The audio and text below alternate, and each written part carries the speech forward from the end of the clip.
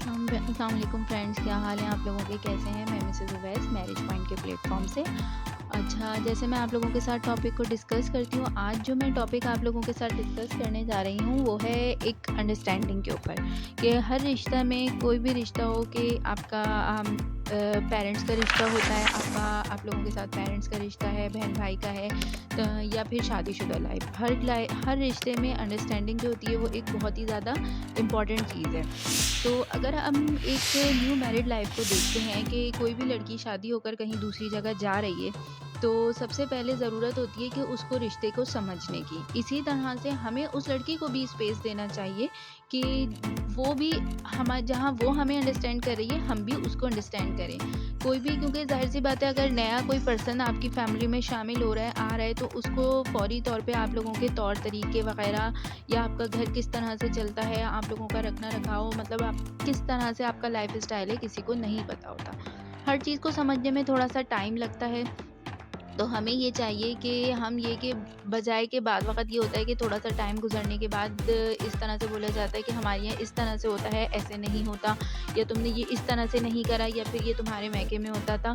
तो इस तरह से इन चीज़ों को चाहिए कि थोड़ा-सा अवॉइड करना चाहिए, क्योंकि इससे ये होता है कि मतलब एक जो है ना, थोड़ी-सी एक हमारे रिलेशनशिप में थोड़ी-सी दूरी भी आ जाती है। तो हमें ये कोशिश करनी चाहिए कि हम जो है अच्छी तरह से जो भी चीज़ है, आराम-आराम से थोड़ा-सा स्पेस दें और लड़की को समझाने की कोशिश करें। और इसी तरह से लड़की को भी चाहिए कि वो जो दूसरे घर चली गई है, वो वहाँ पर जहाँ वो शादी होकर गई है, उन लोगों के जो तरीके हैं, उन लोगों को अपनाए, उन लोगों को देखे कि किस तरह से यहाँ पर क्या चीज़ होती है, तो उस चीज़ को मतलब करने की कोशिश करें। क्योंकि ज़ाहिर-सी बात है, अब आप देखें कि थोड़ा-सा इस चीज़ को भी समझना चाहिए कि एक जगह जब एक बंदा शुरू से, एक लड़की शुरू से रह रही है, सबसे पहले तो उसकी लाइफ में सबसे बड़ा चेंज ये आता है कि उसके फादर की जगह से हट के उसके हस्बैंड का नेम आ जाता है, सरनेम चेंज हो जाता है, यानी कि समझें उसकी पूरी की पूरी लाइफ चेंज हो जाती है। तो इसी तरह से हमें उस चीज़ को, उस रिश्ते को थोड़ा-सा समझना चाहिए और आहिस्ता-आहिस्ता थोड़ा-सा रिश्ते को स्पेस देना चाहिए कि दोनों तरफ से अंडरस्टैंडिंग लेवल जो है वो बैलेंस होना चाहिए। इसी तरह से हस्बैंड को अपनी वाइफ़ को समझना चाहिए और वाइफ़ को हस्बैंड को समझना चाहिए। जहाँ जिसको कौन-सी क्या चीज़ें पसंद हैं, थोड़ा-सा एक-दूसरे को टाइम दें, आउटिंग पे जाएँ, ताकि ये है कि अपने रिलेशन को अच्छा कर सकें, एक-दूसरे को समझ सकें।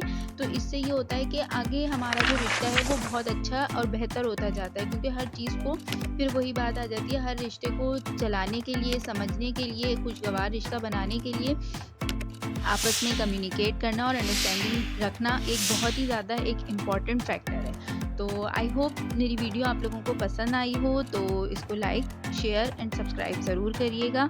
इंशाल्लाह नेक्स्ट टॉपिक के साथ फिर मैं आपके साथ बात करूँगी, डिस्कस करूँगी। जब तक के लिए अल्लाह हाफ़िज़।